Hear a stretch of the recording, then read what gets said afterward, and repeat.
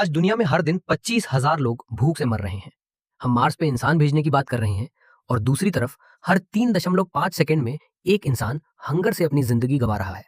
सवाल यह है, क्या दुनिया में रिसोर्सेज कम है? आज दुनिया के रिचेस्ट 1% के पास इतनी वेल्थ है कि वो बॉटम 95% की कंबाइंड वेल्थ से भी ज्यादा है। एक तरफ दुनिया में अनप्रेसिडेंटेड वेल्थ क्रिएट हो रही है, दूसरी तरफ हंगर और पॉवर्टी अभी भी मिलियंस ऑफ लाइफ्स को अफेक्ट कर रही है।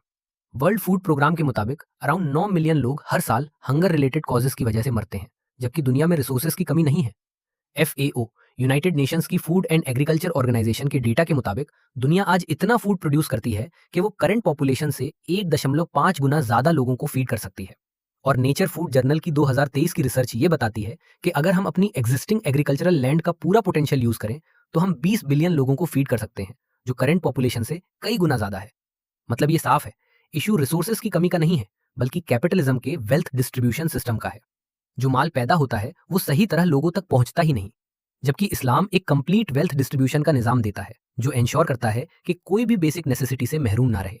अल्लाह कुरान में फरमाते हैं, कई ला यकून दौलतम बैनल अगनिया मिनकुम, ताकि ये माल सिर्फ तुम्हारे अमीरों के दरमियान ही गर्दिश करता ना रहे।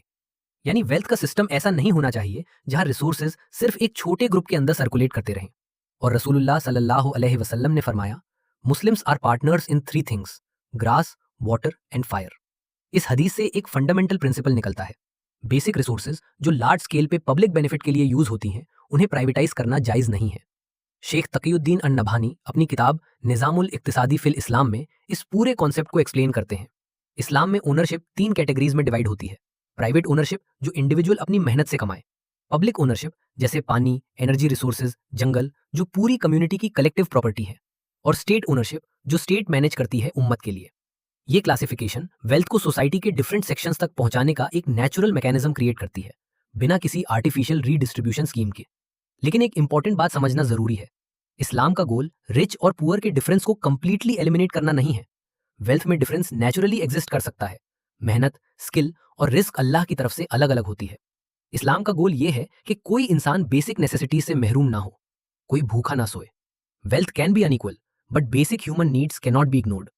तो जब तक वेल्थ चंद लोगों के हाथों में कॉन्सेंट्रेट होती रहेगी, हंगर जैसे क्राइसिस खत्म नहीं होंगे, चाहे रिसोर्सेज कितने भी अबंडेंट क्यों ना हो।